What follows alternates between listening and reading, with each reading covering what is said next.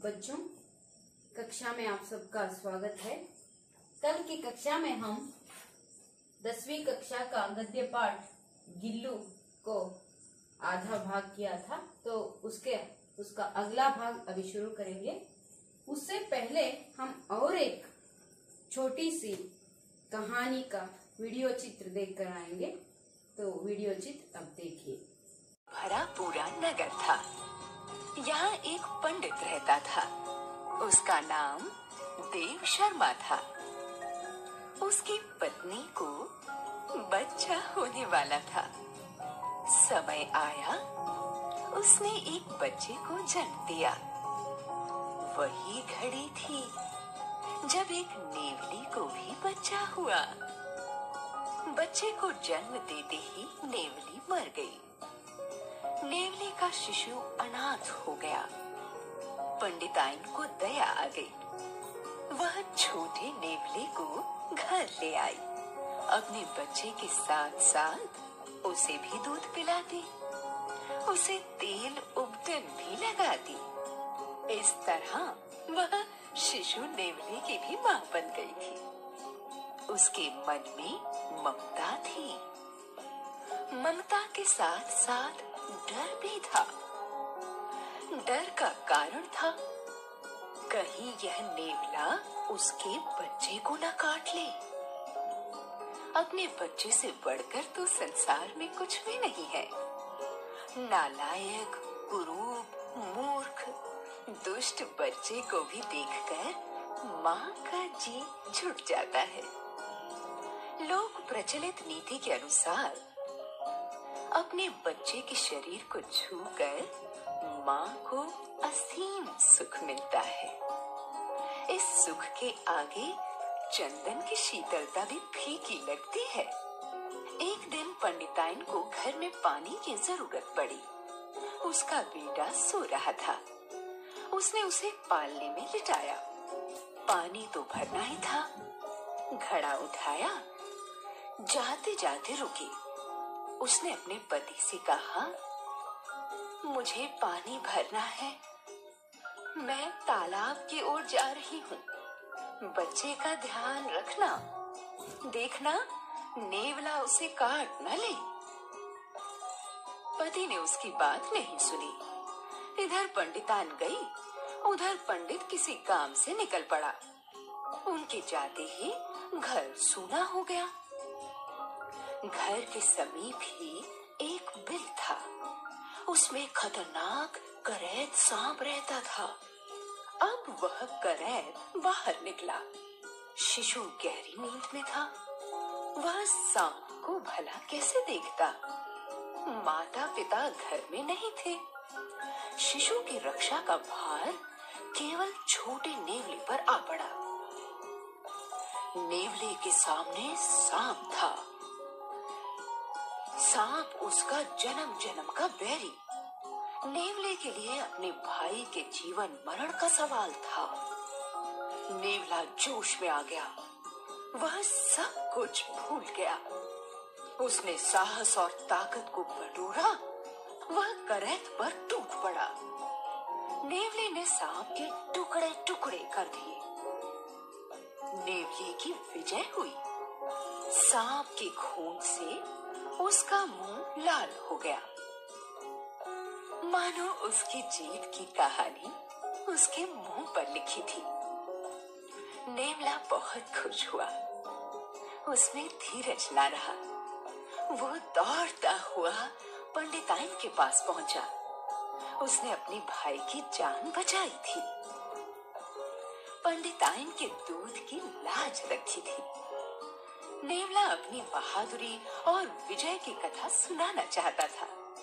पंडिताइन ने नेवले का मुंह देखा। उस पर खून लगा था। वह घबरा गई। बावली ने सोचा, इसने मेरे बच्चे को काट खाया, उसी का खून लगा हुआ है। अब क्या था? उसने आप देखा ना ताव घड़ा उठाया, नेवले पर दे मारा। बेचारा नेवला वही खत्म हो गया। रोती कलपती पंडिताइन घर भागी। घर में पालने पर उसका बेटा सुख से सो रहा था। पास ही मरे सांप के टुकड़े पड़े थे। पंडिताइन अपनी गलती समझ गई। उसके शोक का ठिकाना न रहा। छाती पीट पीट कर रोने लगी।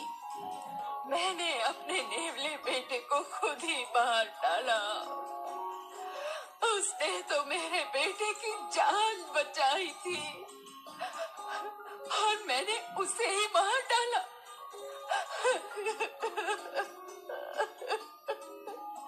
हाय मेरा नेवला,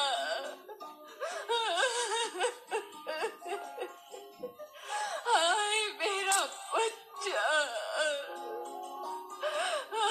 हाय मेरा बच्चा। बिना सोचे समझे काम करने वाले इस पंडिताइन की तरह पछताते हैं। वे अपने पैरों पर खुद ही कुल्हाड़ी मार लेते हैं। ಅದೇ ಸ್ಟೋರಿಯನ್ನ ಹಿಂದಿಯಲ್ಲಿ ಭಾಷಾಂತರಿಸಿದರೆ ನಿಮಗೆ ನೋಡಿದ ತಕ್ಷಣನೇ ಆ ಒಂದು ಕಥೆ ಅರ್ಥ ಆಗಿದೆ ಅಂತ ಅನಿಸುತ್ತೆ। उसमें क्या है, एक नेवला है ना। वो नेवला वो एक औरत यानी वो दूध पिलाती है उसे, इसीलिए वो लाज रखता है और उसके बेटे की रक्षा भी करता है। लेकिन बिना सोचे समझे वो क्या करती है, उसके मुंह में जो रक्त खून लगा हुआ होता है उसे देखते ही उसे क्या करती है, मेरे बच्चे को ही काटा है ऐसा सोचकर उसे मार डालती है। यानी बिना सोचे समझे कार्य नहीं करना है। जो भी कार्य करें हम क्या करना है, उसको सोच समझ कर ही करना है। इस कथा को हम देखते हैं। वैसे ही देखो, वो नेवले का जो बच्चा था वो दूध पिलाती है, इसीलिए वो उसके बच्चे की रक्षा करता है। वैसे ही हम गिल्लू कथा में भी देखा था। महादेवी वर्मा ने क्या किया, उस बच्चे को यानी गिलहरी के बच्चे को, छोटे से जीव को क्या करती है, पालती है और उसको मरहम लगाकर उसे पालने के बाद वो बहुत अच्छा हो जाता है। इसीलिए हम आगे का जो उसका भाग हम देखते जाएंगे। कब तक हुई थी ये कथा देखिए। पहले वो बिस्कुट खाकर कुतरता वो लिखते बैठती है, तो उसके बाजू में लिफाफे में बैठकर ही घंटों तक वो बैठती है, तो भी उसके साथ बैठता है। बैठकर लिफाफे में बैठकर बिस्कुट और काजू कुतरता रहता था। तब तक हुआ था। उसका अगला भाग देखते जाएंगे। फिर गिल्लू के जीवन का प्रथम वसंत आया। ನೀವು ಕೇಳಿದಿರಾ ಕನ್ನಡದಲ್ಲಿ, ವಸಂತ ಕಾಲ ಬಂದಾಗ ಮಾವು ಚಿಗುರಲೇಬೇಕು, ಕೋಗಿಲೆ ಹಾಡಲೇಬೇಕು, ಕಂಕಣ ಕೂಡಿ ಬಂದಾಗ ಮದುವೆಯಾಗಲೇಬೇಕು, ಮಂಗಳ ವಾದ್ಯ ಮುಳುಗಲೇಬೇಕು ಅಂತ ಹೇಳ್ಬಿಟ್ಟು ನೀವು ಮೊಳಗಲೇಬೇಕು ಅಂತ ಹೇಳ್ಬಿಟ್ಟು ನೀವು ಕೇಳಿದಿರ ತಾನೆ ಪದ್ಯ. ಅಂದ್ರೆ ಒಂದು ಹದಿಹರೆಯದ ವಯಸ್ಸು ಬಂತು ಅಂತ ಹೇಳ್ಬಿಟ್ಟು ಗಿಲ್ಲುವಿನ ಜೀವನದಲ್ಲೂ ಆ ಒಂದು ವಯಸ್ಸಿನ ಪ್ರವೇಶ ಆಗತ್ತೆ ಅಂತ महादेवी वर्मा बरीता होग्ताಳೆ। गिल्लू के जीवन का प्रथम वसंत आया। बाहर की गिलहरियां खिड़की की जाली के पास आकर चिक चिक करके न जाने क्या कहने लगी। ಅಂದ್ರೆ ಇದು ಕೂಡ ಒಂದು ಹದಿಹರೆಯದ ವಯಸ್ಸಿಗೆ ಬಂತು। ಅದನ್ನ ನೋಡಿದಂತಹ ಹೊರಗಡೆ ಇರುವ ಇದು ತನ್ನ ಕಿಟಕಿಯಲ್ಲಿ ಜಾಲಿಯಲ್ಲಿ ಕುತ್ಕೊಳ್ತಾ ಇತ್ತು, है ना। इसीलिए तब क्या होता था, वो बाहर की जो गिलहरी है ना, गिलहरियां इसे देखती थी, तो न जाने क्या क्या उसके साथ चिक चिक करके बात करता ये गिल्लू पता नहीं। इसीलिए इसे भी ये क्या करती है, इसे भी बाहर जाने का मन हो रहा है। कब तक इसे घर में ही बांध के रखे या अपने घर में रखे, ऐसा सोचकर वो क्या करती है देखेंगे। गिल्लू को जाली के पास बैठकर अपनेपन से बाहर झांकते देखकर मुझे लगा कि इसे मुक्त करना आवश्यक है। यानी ये जाली में यानी खिड़की के जाली में बैठकर बाहर के गिलहरियों को देखता था ना, तब इसके मन में क्या भाव आता है, इसे मुक्त कर देना है।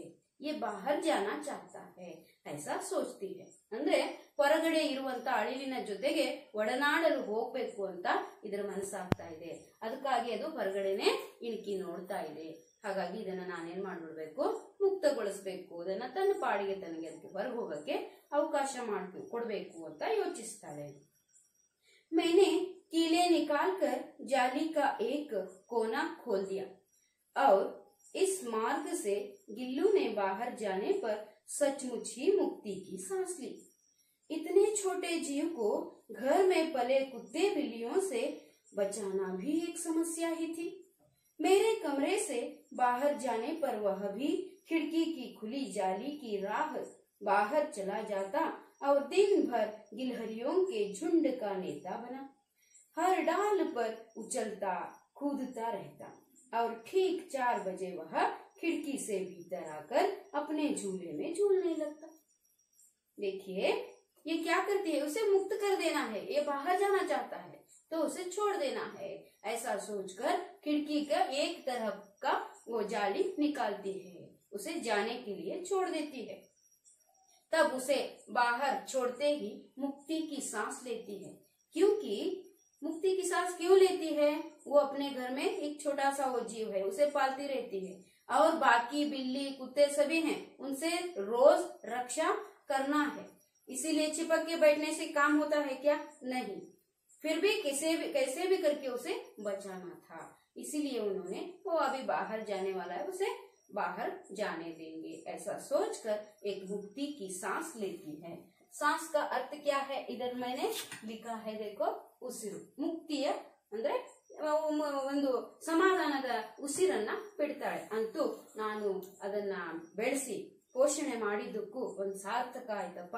ಈಗ ತನ್ನ ಪಾಡಿಗೆ ಇದು ತಾನು ಹೊರಗಡೆ ಹೋಗಿ ತನ್ನದೇ ಆದಂತ ಹೊಸ ಜೀವನವನ್ನ ಶುರು ಮಾಡ್ಕೊಳ್ಳಿ, ನನ್ನ ರಕ್ಷಣೆ ಮಾಡೋ ಕಾರ್ಯ ಮುಗೀತು ಅಂತ ಹೇಳ್ಕೊಂಡು ಮಹಾದೇವಿ ವರ್ಮ ಯೋಚನೆ ಮಾಡಿ ಕಿಟಕಿಯ ಅರ್ಧ ಭಾಗವನ್ನ ಅಂದ್ರೆ ಅರ್ಧ ಕಿಟಕಿಯನ್ನ ಓಪನ್ ಮಾಡ್ತಾರೆ, ಅದು ಹೊರಗಡೆ ಹೋಗುತ್ತೆ. इतने छोटे जीव को घर में पले कुत्ते बिल्लियों से बचाना भी एक समस्या थी. यानी कुत्ते हैं घर में, बिल्लियां हैं, उनसे बचाना भी एक समस्या थी. मेरे कमरे से बाहर जाने पर वह भी खिड़की की खुली जाली की राह बाहर चला जाता और दिन भर गिलहरियों के झुंड का नेता बना. ये अपने कमरे से बाहर आती है ना उठकर, वैसे ही ये भी उसके साथ ही कमरे से बाहर आता और बाहर जाकर उन गिलहरियों का झुंड ही था. झुंड का अर्थ क्या होता है, इधर मैंने लिखा है झुंड यानी गुंपु, समूह. ಹೋಗ್ತಾನೆ ಅದರಲ್ಲಿ ಏನ್ ಮಾಡುತ್ತೆ, ಅದೆಲ್ಲ ನೇತಾ ಬನ, ನೇತಾ ಯಾನಿ ನಾಯಕ್, ಲೀಡರ್, ಹೀರೋ ಆಗಿ ತನ್ನ ಕಾರ್ಯಕಲಾಪವನ್ನೆಲ್ಲ ಮುಗಿಸ್ಕೊಳ್ತಾ ಇತ್ತು. और दिन भर गिलहरियों के झुंड का नेता बना, हर डाल पर उछलता कूदता रहता और ठीक 4 बजे वह खिड़की से भीतर आकर अपने झूले में झूलने लगता. कैसा करता देखो, ये गया ऐसा सोचती है महादेवी वर्मा, वो नहीं जाता. फिर 4 बजे, शाम की 4 बजे होते ही फिर आकर अपने झूले में झूलता. झूलना ಅಂತ ಹೇಳಿದ್ರೆ ತೂಗಾಡುವುದು. ಅವಳು ಒಂದು ಪಾಟ್ ಕಟ್ಟಿರ್ತಾಳಲ್ಲ, ಅದರಲ್ಲೇ ನೇತಾಡ್ತಾ ತೂಗಾಡ್ತಾ ಕೂತ್ಕೊಳ್ತಾ ಇತ್ತು. मुझे चौंकाने की इच्छा उसमें न जाने कब और कैसे उत्पन्न हो गई थी. यानी चौंकाना का अर्थ होता है ಚಕಿತಗೊಳಿಸುವುದು.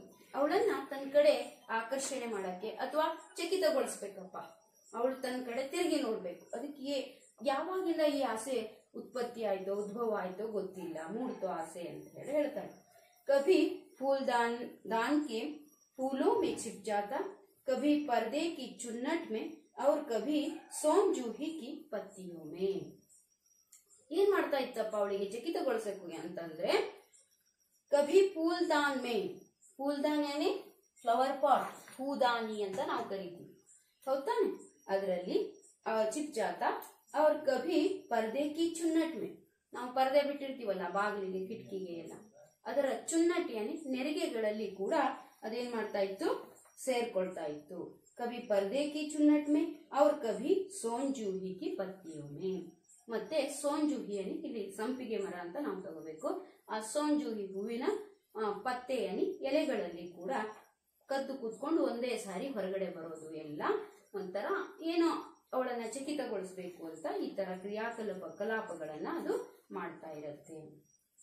मेरे पास बहुत से पशु पक्षी हैं और उनका मुझसे लगाव भी कम नहीं है, परंतु उनमें से किसी को मेरे साथ मेरी थाली में खाने की हिम्मत हुई है ऐसा मुझे स्मरण नहीं आता।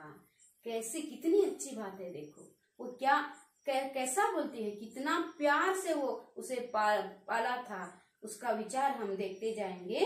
मेरे पास बहुत से पशु पक्षी हैं, मेरे साथ उसके साथ साथ और भी पशु पक्षी हैं, गाय है, कुत्ता है, बिल्ली है, सभी हैं, लेकिन ये गिलहरी के जैसा यानी गिल्लू के जैसा कोई भी उतना प्रिय नहीं था।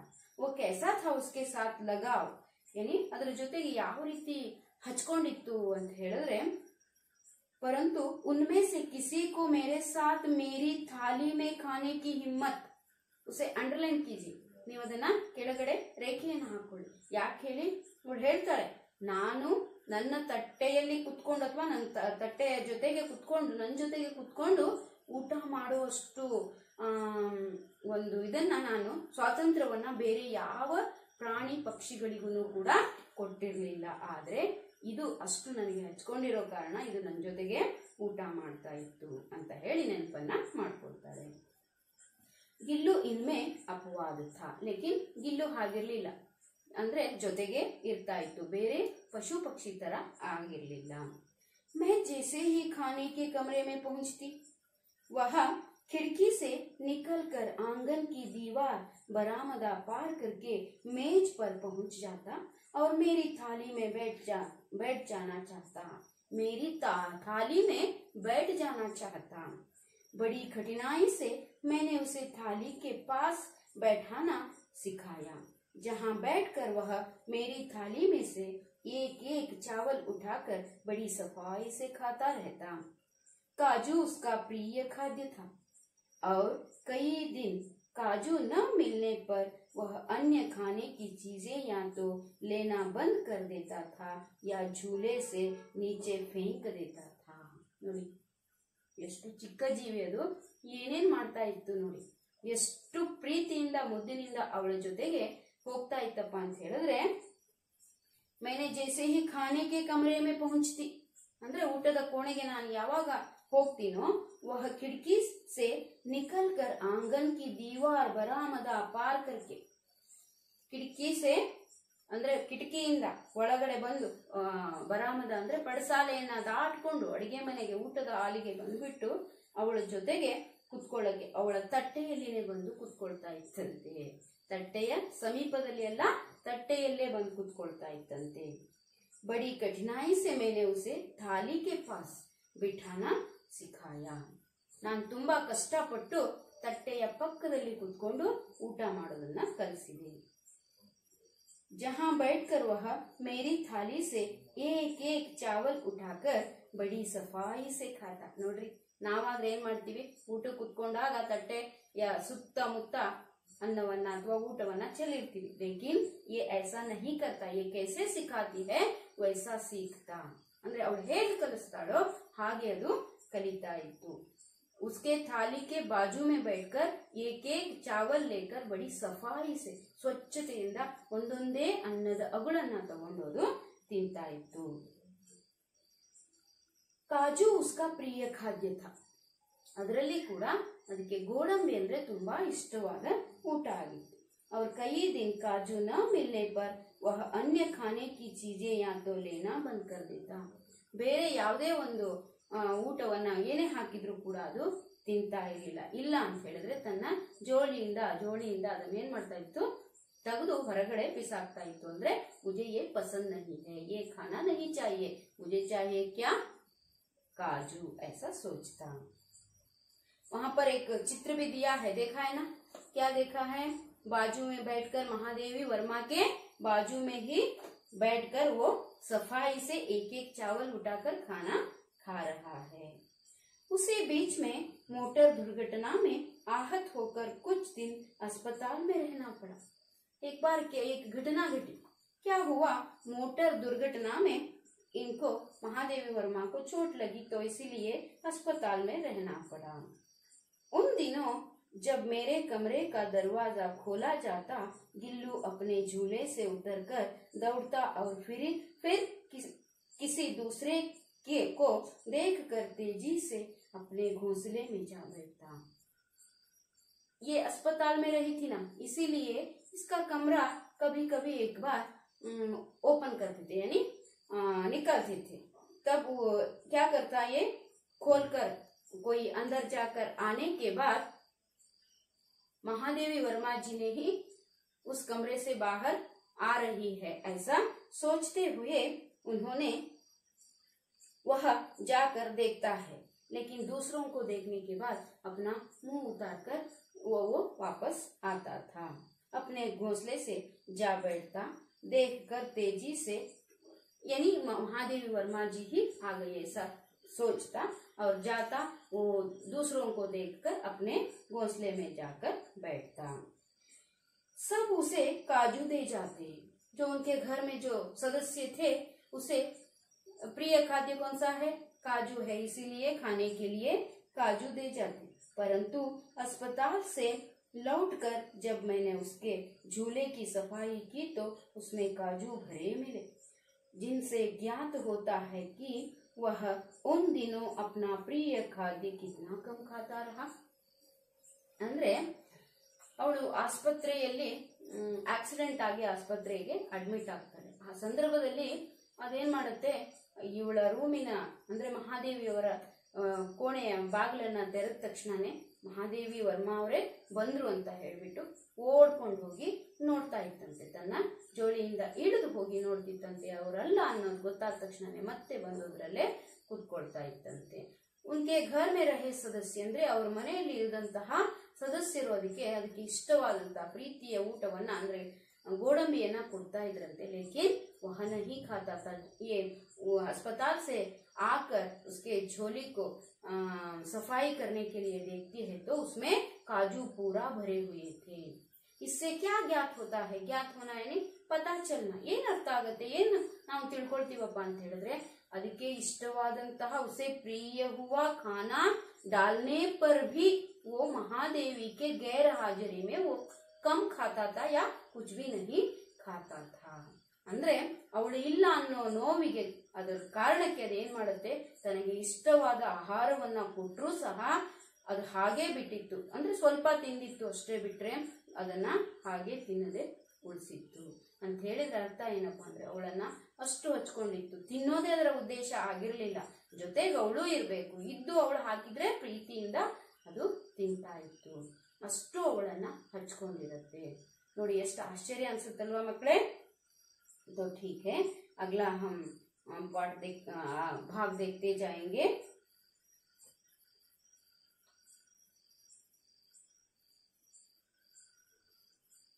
जब उसे काजू दे जाते, परंतु अस्पताल से लौटकर जब मैंने उसके झूले की सफाई की तो उसमें काजू भरे मिले, जिनसे ज्ञात होता था कि वह उन दिनों अपना प्रिय खाद्य कितना कम खाता था। प्रश्न पूछते हैं तो आप उत्तर देना होगा। उसका प्रिय खाद्य कौन सा था? हाँ, एस, कौन सा? काजू था। तो उसका प्रिय खाद्य क्यों कम खाता था? मैं प्रश्न पूछने पर आप उत्तर देंगे ना। क्योंकि दुर्घटना के कारण महादेवी वर्मा ने अस्पताल में भर्ती होना पड़ा। इनके गैर हाजिरी में ये घर में अकेला पड़ गया। इसी कारण से वो नहीं है ऐसा सोचकर वो अपना प्रिय खाद्य भी बहुत कम खाता था। है ना, उत्तर लिख सकते हैं। आगे देखेंगे। मेरी अस्वस्थता में वह तकिए पर सिरहाने बैठकर अपने नन्हे नन्हे पंजों से मेरे सिर और बालों को हौले हौले सहलाता रहता। नोड़ी, एक माँ अपने बच्चे के लिए क्या करती है, जो बीमार पड़ता है, नहीं तो वो सोता रहता है, सुलाती रहती है, प्यार से वो क्या करती है, उसके सिरहाने बैठकर यानी ಅವಳ ದಿಂಬಿನ ಅಂದ್ರೆ ತಲೆ ದಿಂಬಿನ ಹತ್ರ, ತಲೆ ಹತ್ರ ಕೂತ್ಕೊಂಡು क्या करती है, नन्हे यानी अपने हाथों से उसे क्या करती है, सहलाती है। वैसे ही ये इतना छोटा सा जीव महादेवी वर्मा को वो बीमार पड़ती है तो वो इसमें तकिए के इसमें सो जाती है तो उसके सिरहाने बैठकर उसका सिर हौले हौले से सहलाता था। ಅಂದ್ರೆ ಅವಳು ಹಾಸಿಗೆ ಹಿಡ್ಕೊಂಡು ಮಲ್ಕೊಂಡಾವಾಗ ಹುಷಾರಿಲ್ಲ ಅಂತ ಏನಾದ್ರೂ ಮಲಗಿದ್ಲು ಅಂದ್ರೆ ತಲೆದಿಂಬಿನ ಹತ್ರ ಹೋಗಿ ಕುತ್ಕೊಂಡು ತನ್ನ ಎರಡು ನನ್ಹೇಸೆ ಪಂಜೋಸೆ ತನ್ನ ಎರಡು ಕೂದಲುಗಳಿಂದ ತುಂಬಿದಂತಹ ಎರಡು ಕೈಗಳಿಂದ ಅಥವಾ ತನ್ನ ಕಾಲುಗಳಿಂದ ಏನ್ ಮಾಡ್ತಾ ಇರುತ್ತೆ, ಅವಳನ್ನ ತಲೆಯನ್ನ ಕೈ ತಲೆಯಲ್ಲಿ ಇಟ್ಟು ನೇವರಿಸ್ತಾ ಇರುತ್ತೆ. ಸೆಹಲಾನ ಅಂದ್ರೆ ನೇವರಿಸ್ತಾ ಇರುತ್ತೆ. ಒಂದು ತಾಯಿ ಮಗುವಿಗೆ ಯಾವ ರೀತಿ ಸಂರಕ್ಷಣೆಯನ್ನ ಮಾಡ್ತಾಳೆ ಅಥವಾ ಆ ರೀತಿಯಾಗಿ ಅದು ಕೂಡ ಮಾಡ್ತಾ ಹೋಗುತ್ತೆ. गर्मियों में जब मैं दोपहर में काम करती रहती तो गिल्लू न बाहर जाता न अपने झूले में बैठता, वह मेरे पास रखी सुराही पर लेट जाता और इस प्रकार समीप भी रहता और ठंडक में भी रहता.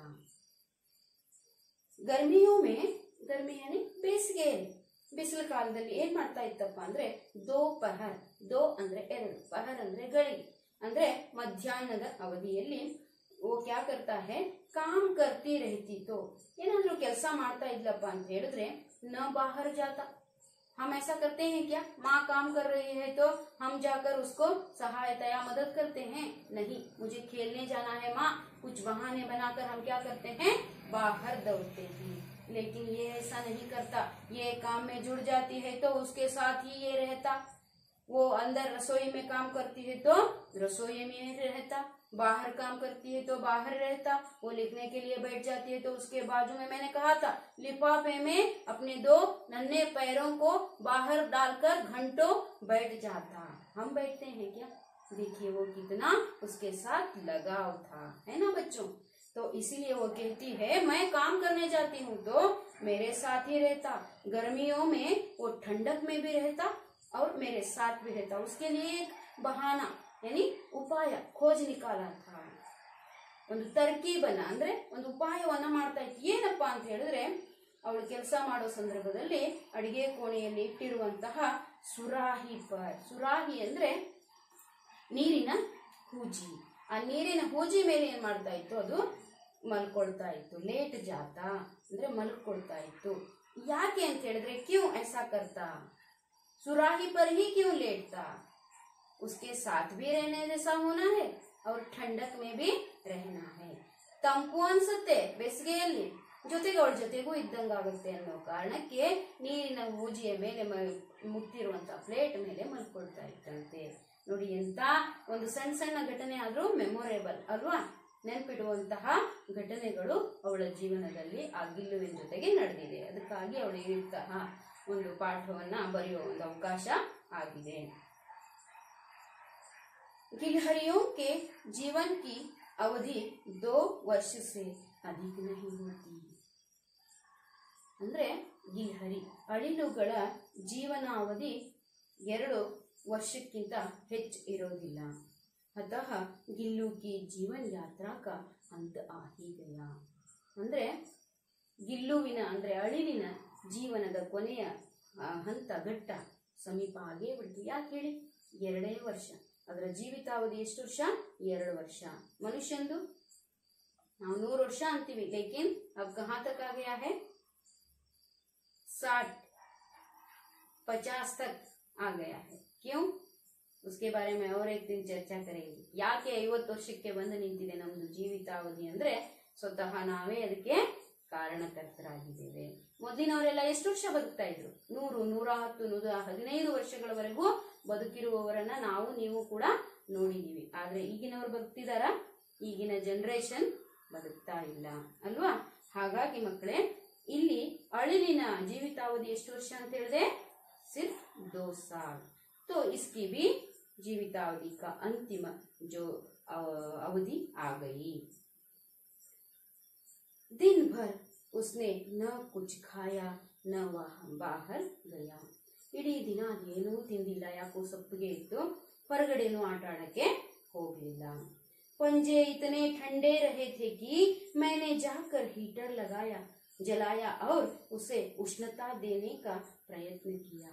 ಹೀಟರ್ ಅನ್ನ ಆನ್ ಮಾಡಿ ಉಷ್ಣತೆಯನ್ನ ಕೊಡೋದಕ್ಕೆ, ಬಿಸಿಯನ್ನ ಮುಟ್ಟಿಸೋದಕ್ಕೆ ಏನೋ ಮಾಡಿ ಅದನ್ನ ರಕ್ಷಣೆ ಮಾಡಬೇಕು, ಯಾಕೋ ತಣ್ಣಗಾಗಿದೆ ಅನ್ನೋ ಕಾರಣಕ್ಕೆ ಎಷ್ಟೋ ಕಷ್ಟಪಟ್ಟು ಅದಕ್ಕೆ ಹೀಟರ್ ಅನ್ನ ಹಚ್ಚಿ ಬಿಸಿಯನ್ನ ಅಂದ್ರೆ ಉಷ್ಣತೆಯನ್ನ, ಶಾಖವನ್ನ ಕೊಡೋದಕ್ಕೆ ಪ್ರಯತ್ನ ಮಾಡ್ತಾಳೆ. ಪರಂತು ಪ್ರಭಾತ್ ಕಿ ಪ್ರಥಮ ಕಿರಣಕ್ಕೆ ಸಾಥಿ ವಹ ಚಿರನಿದ್ರಾ ಮೈ ಸುಬಹ. ಪ್ರಭಾತ್ ಯಾನಿ ಸುಬಹ, ಬೆಳಿಗ್ಗೆ ಮುಂಜಾವಿನ ಸಮಯದಲ್ಲಿ ಏನಾಗೋಯ್ತು, ಬೆಳಗಿನ ಜಾವದಲ್ಲಿ ಈ ಸೂರ್ಯನ ಪ್ರಥಮ ಕಿರಣಗಳು ಭೂಮಿಗೆ ಸ್ಪರ್ಶಿಸುವಂತಹ ಸಮಯದಲ್ಲಿ ಗಿಲ್ಲು ತನ್ನ ಜೀವನ ಯಾತ್ರೆಯನ್ನ ಮುಗಿಸಿತು. ಪರಂತು ಪ್ರಭಾತ್ ಕಿ ಪ್ರಥಮ ಕಿರಣಕ್ಕೆ ಸಾಥ್, ಬೆಳಗಾಗ್ತಿದ್ದಂಗೆನೆ ಏನಾಯ್ತು, ಸೂರ್ಯ ಉದಯಿಸುತ್ತಿರುವಂತೆಯೇ ಇದು ಚಿರನಿದ್ರೆಯಲ್ಲಿ ಜಾರಿತು. ಸೂರ್ಯ ನಮ್ಮನ್ನ ಏನ್ ಮಾಡ್ತಾನೆ, ಎಬ್ಬಿಸ್ತಾನೆ. ಆದ್ರೆ ಅವತ್ತು ಗಿಲ್ಲುವಿನ ಜೀವನದಲ್ಲಿ ಚಿರನಿದ್ರೆಯಲ್ಲಿ ಜಾರುವಂತ ಒಂದು ಸಮಯ ಅದಾಗಿತ್ತು.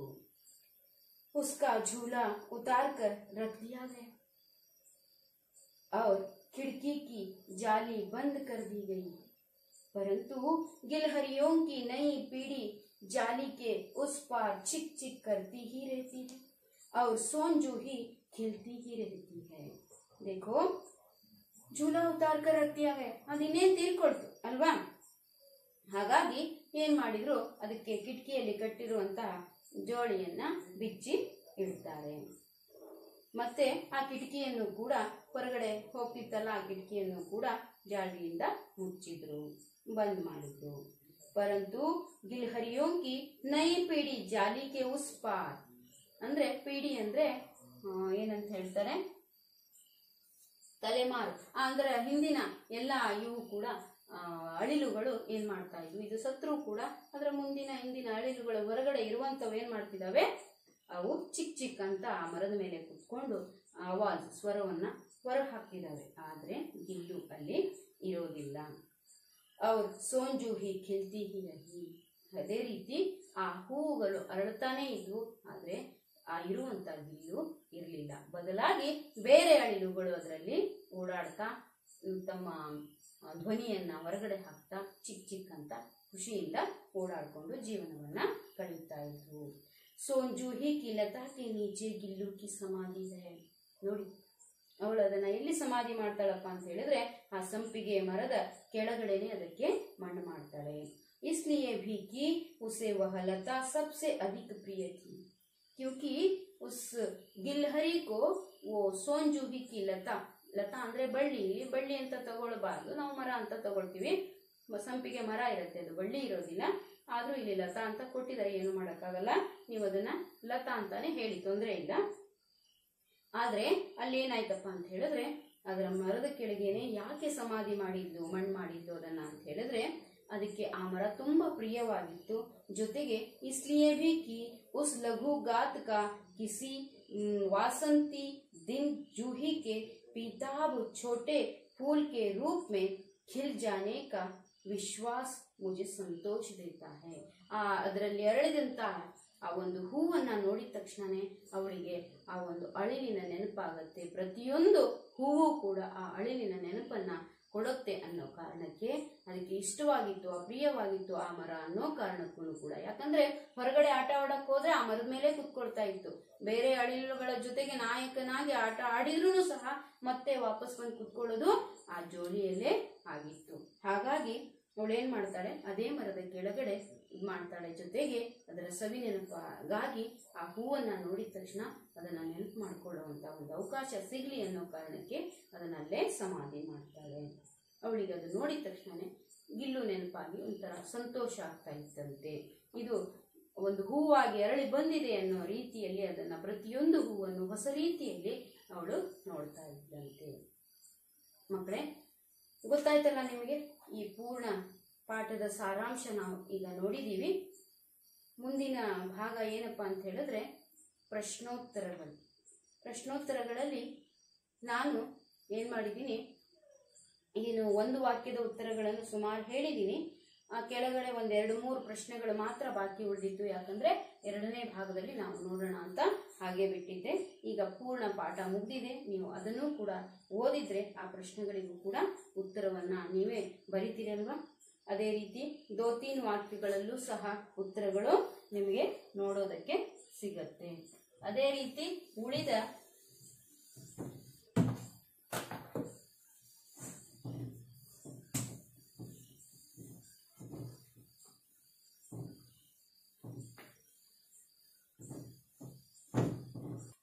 बच्चों, कुछ प्रश्नों का उत्तर मैं पहली कक्षा में बताया था, वैसे ही एक वाक्य के उत्तर, 2-3 वाक्य के उत्तर और उसके साथ ही 5-6 वाक्यों में उत्तर लिखिए भी प्रश्न है.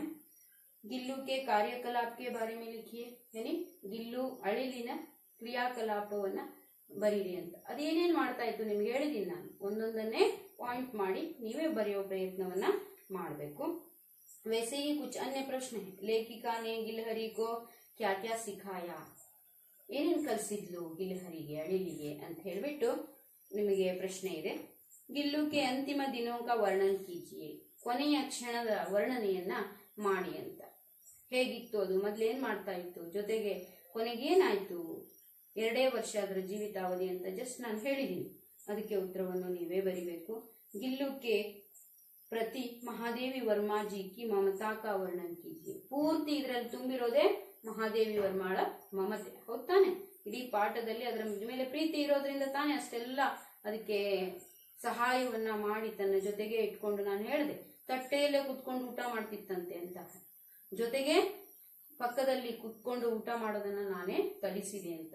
ಬೇರೆ ಪ್ರಾಣಿ ಪಕ್ಷಿಗಳು ನನ್ನ ಜೊತೆಗಿದ್ರು ಸಹ ನಾನೇನ್ ಮಾಡ್ತಿದ್ದೆ, ಇಷ್ಟು ಹಚ್ಕೊಂಡಿರ್ಲಿಲ್ಲ, ಆದ್ರೆ ಇದಕ್ಕೆ ಅಷ್ಟು ಸ್ವಾತಂತ್ರ್ಯವನ್ನ ಕೊಟ್ಟಿದ್ದೆ ಅಂತ. ಹಾಗಾಗಿ ಈ ವರ್ಣನೆಯನ್ನು ಸಹ ನೀವು ಬರ್ಕೊಂಡು ಬನ್ನಿ, ನಿಮ್ಮದೇ ಆದ ವಾಕ್ಯದಲ್ಲಿ ಪ್ರಯತ್ನಿಸಿ. ಅದು ತಪ್ಪಾಗಿದ್ರೆ ಅದನ್ನ ಸರಿಪಡಿಸೋಣ ಕೆಲಸ ನಾವು ಮಾಡೋಣ. ಎಲ್ಲದಕ್ಕೂ ನಾವು ರೆಡಿ ಉತ್ತರವನ್ನ ಕೊಟ್ರೆ ನೀವೇನೂ ಪ್ರಯತ್ನವನ್ನ ಮಾಡೋದಿಲ್ಲ. ಏನಪ್ಪಾ ಅಂದ್ರೆ ನಾನು ಬರೆದಿರ್ತೀನಿ ಬೋರ್ಡ್ ಮೇಲೆ, ಅದನ್ನೇ ಬರ್ಕೊಳ್ಳೋದು, ಹಾಗೆ ಮತ್ತೆ ಸೈನ್ ಹಾಕ್ಸ್ಕೊಂಡು ಮುಚ್ಚಿ ಹಾಗೆ ಹೇಳ್ತೀರಾ. ಹಾಗೆ ಮಾಡಬಾರ್ದು. ನೀವು ಅದರಲ್ಲಿ ಮುಳುಗ್ಬೇಕು, ಒಳಗೆ ಹೋಗ್ಬೇಕು, ಆಳದಲ್ಲಿ ನೀವು ಅದನ್ನ ಅಭ್ಯಾಸ ಮಾಡಿದಾಗ ಮಾತ್ರ ನಿಮ್ಗೆ ಅದು ನೀವೇ ಹುಡುಕಿ ಉತ್ತರ ಬರೆಯೋ ಪ್ರಯತ್ನ ಮಾಡಿದ್ರೆ ಅದು ಕೊನೆಯವರೆಗೂ ನೆನಪಲ್ಲಿ ಉಳಿಯುತ್ತೆ ಆ ಕಥೆ. ಹಾಗಾಗಿ ಆ ಒಂದು ಕೆಲಸವನ್ನ ಮಾಡಬೇಕು. ಅದೇ ರೀತಿ 4ನೇ ಮೇನನ್ನ ನಾವು ನೋಡ್ತಾ ಹೋಗೋಣ. ರಿಕ್ತ ಸ್ಥಾನ್ ಬರಿ ಅಂದ್ರೆ ಬಿಟ್ಟ ಸ್ಥಳವನ್ನ ತುಂಬೋದು. एक प्रश्न मैं पहले कह देती हूँ, क्या है यह डैश भी विचित्र पक्षी है ಅಂತ ಅಲ್ಲಿ ವಾಕ್ಯ ಇದೆ. उसमें क्या है, यह काकभुशुंडी भी एक विचित्र पक्षी है, कह देती है ना महादेवी वर्मा. ऐसे ही अन्य कुछ प्रश्न है, उसका उत्तर आपको लिखना होगा. उसी बीच मुझे डैश में आहत होकर कुछ दिन अस्पताल में रहना पड़ा ಅಂತ ಒಂದು ಪ್ರಶ್ನೆ ಇದೆ. गिल्लू के जीवन का प्रथम डैश आया, मेरे पास बहुत से डैश हैं, गिल्लू के डैश का अंत आ ही गया.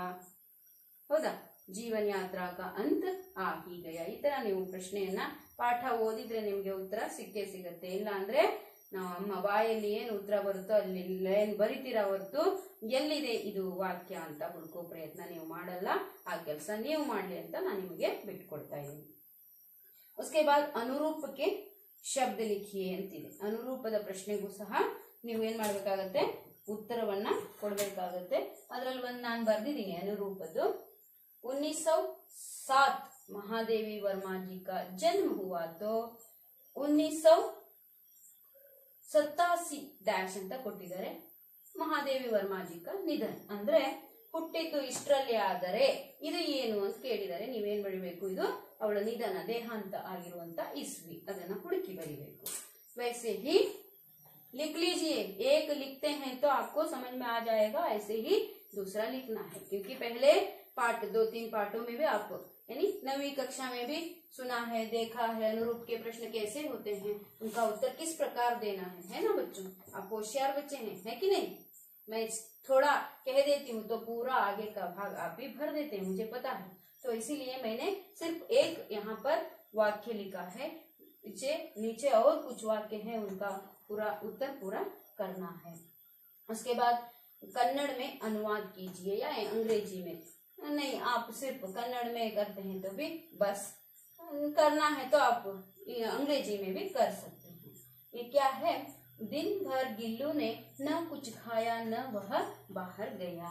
ಅಂದ್ರೆ ದಿನವಿಡೀ ಗಿಲ್ಲು ಅಥವಾ ಅಳಿಲು ಏನನ್ನು ತಿನ್ನಲಿಲ್ಲ, ಹೊರಗಡೆಯೂ ಸಹ ಹೋಗ್ಲಿಲ್ಲ ಅನ್ನೋದು. ಅದೇ ರೀತಿ ಇನ್ನೂ ಕೆಲವೊಂದು ವಾಕ್ಯಗಳಿದಾವೆ, ನೀವೇ ಅದರ ಉತ್ತರವನ್ನ ಕನ್ನಡದಲ್ಲಿ ಬರೆಯೋದು, ಮತ್ತೇನಿಲ್ಲ.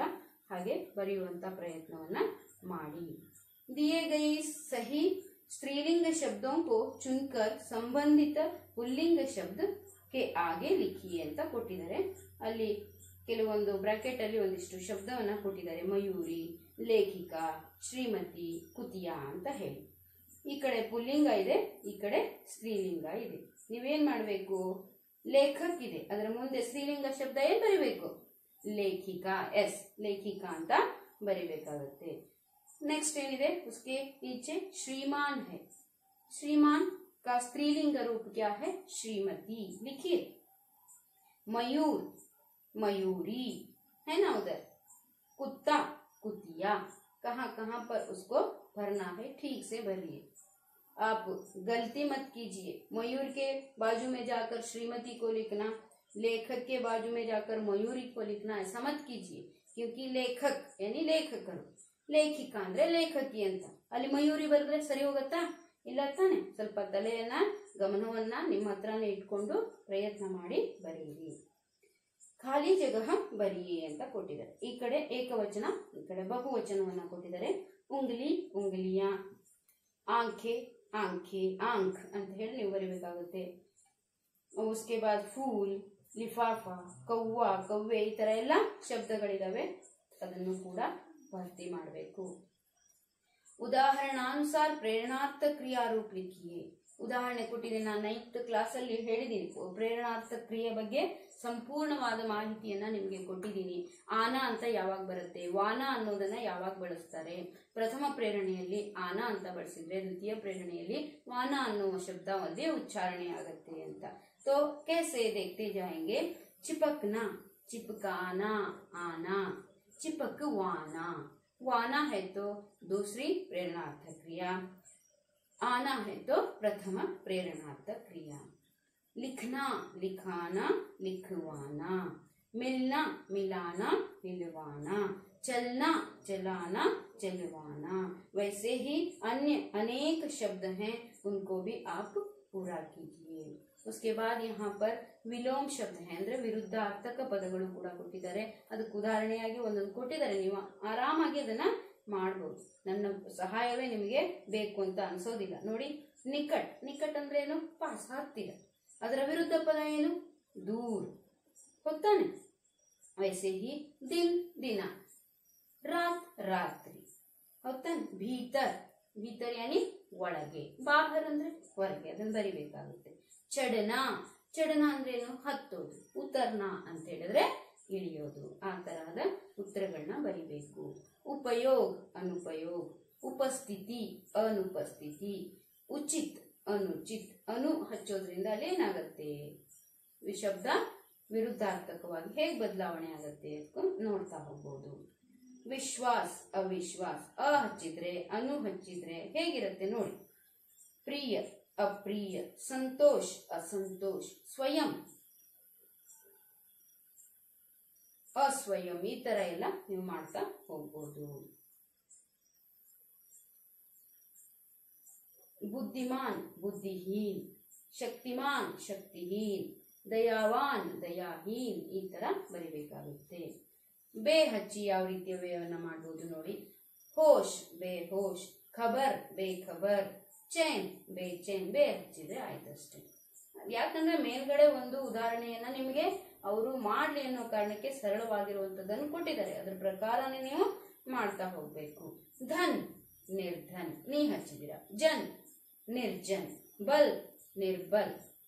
ಗುಣ್, ನಿರ್ಗುಣ್. ಈ ತರಹ ಪದವನ್ನ ಕೊಡ್ಬೇಕಾಗುತ್ತೆ. ಸಮಾನಾರ್ಥಕ ಶಬ್ದಕ್ಕೂ ಚುನ್ಕರ್ ಲಿಖಿ. ಇಲ್ಲಿ ಶಬ್ದಗಳನ್ನ ಕೊಟ್ಟಿದ್ದಾರೆ, ಅದರಲ್ಲಿ ಸಮಾನಾರ್ಥಕವಾದ ಶಬ್ದ ಯಾವುದು ಬರುತ್ತೆ ಅಂತ ನೋಡ್ತಾ ಹೋಗೋಣ. ಖಾನಾ, ಶರೀರ್, ಚಿಕಿತ್ಸಾ, ಇಲಾಜ್, ದೇಹ್, तलाश, भोजन, साहस, अचरज, धैर्य, ढूंढ, आश्चर्य, ये सभी शब्द हैं. उसके सामने कौन सा शब्द ठीक लगता है उसे डालते जाएंगे. गात, ನಾನು ತುಂಬಾ ಸರಿ ಹೇಳಿದ್ದೀನಿ. ಗಾತ್ ಅಂದ್ರೆ ಏನು, ದೇಹ, ಶರೀರ. ಇಲ್ಲಿದೆ ತಾನೆ, ಹುಡುಕ್ಬೇಕು. ಅದನ್ನ ಹುಡುಕಿ ಬರೆಯುವಂತ ಪ್ರಯತ್ನ ಮಾಡಿದ್ರೆ ನಿಮ್ಮ ಮೈಂಡ್ ಶಾರ್ಪ್ ಆಗುತ್ತೆ. ಕೇವಲ ಮಿಸ್ ಮಾತ್ರ ಮಾಡ್ತಾ ಹೋದ್ರೆ ಏನಾಗುತ್ತೆ, ಮಿಸ್ ಜಾಣರಾಗ್ತಾರೆ ಮಕ್ಕಳು, ನೀವು ದಡ್ಡರಾಗ್ತೀವಿ. ದಡ್ಡರಾಗ್ಬೇಕಾ? ಇಲ್ಲ ತಾನೆ ಮಕ್ಕಳೇ. ಅದಕ್ಕಾಗಿ ಇದಕ್ಕೆ ತಕ್ಕಂತ ಶಬ್ದಗಳನ್ನ ತಮ್ಮ ಅಭ್ಯಾಸ ಕಾರ್ಯದಲ್ಲಿ ಬರ್ಕೊಂಡು ಬರೋದಕ್ಕೆ ಪ್ರಯತ್ನ ಮಾಡಿ. ಅರ್ಥವಾಯ್ತಾ? ಹಾಗೇನೆ ಇಲ್ಲಿ ಕಾರಕಗಳನ್ನ ಕೊಟ್ಟಿದ್ದಾರೆ. ನಾನು ಕಾರಕಗಳನ್ನ ವಿಭಕ್ತಿ ಪ್ರತ್ಯಯಗಳನ್ನ ಮಾಡಿದೀನಿ ಅಲ್ವಾ? ಹಾಗಾದ್ರೆ ಇಲ್ಲಿ ಗಮಲೇಕೆ ಚಾರೋ ಓರ್ ಅಂತ ಒಂದು ವಾಕ್ಯ ಇದೆ. ಗಮಲೇಕೆ ಕೆ ಅಂತ ಬಂದ್ರೆ ಯಾವ ಕಾರಕ? ಸಂಬಂಧ ಕಾರಕ, ಹೌದಾನೆ? ಹಾಗೇನೆ ಮೂಹ್ ಮೇ ಏಕ್ ಬೂಂದ್ ಪಾನಿ ಆತರ ಕೊಟ್ಟಿದ್ದಾರೆ. ಅದನ್ನ ನೀವು ಕೋ, ಮೇ, ಕಾ, ಕಿ, ಸೆ, ಪರ್ ಇದನ್ನ ನೀವು ನೋಡ್ಕೊಂತ ಹೋದ್ರೆ ಅದು ಕೂಡ ಮಾಡಬಹುದು. ಅದೇ ರೀತಿ ಸಂಧಿಯ ಬಗ್ಗೆ ಕೊಟ್ಟಿದ್ದಾರೆ ಕೆಳಗಡೆ, ಅದನ್ನ ಬೇರೆ ತರಗತಿಯಲ್ಲಿ ನಾವು ನೋಡ್ತಾ ಹೋಗೋಣ. ಇಲ್ಲಿಗೆ ಈ ಅಭ್ಯಾಸ ಕಾರ್ಯದಲ್ಲಿ ಇರುವಂತ ಇಲ್ಲಿವರೆಗಿನ ಪ್ರಶ್ನೆಗಳು ತಮಗೆಲ್ಲ ಅರ್ಥ ಆಗಿದೆ. ಇದರ ಉತ್ತರವನ್ನ ತಾವು ಬರೀತೀರಿ ಅನ್ನೋ ನಂಬಿಕೆ ನಾನು ಇಟ್ಕೊಳ್ತೀನಿ. ಮಾಡ್ತಾ ನಾನು ಇಷ್ಟು ಮುಗಿಸ್ತಾ ನನ್ನ ಕ್ಲಾಸನ್ನ ಮುಕ್ತಾಯ ಮಾಡ್ತೀನಿ. ಧನ್ಯವಾದ.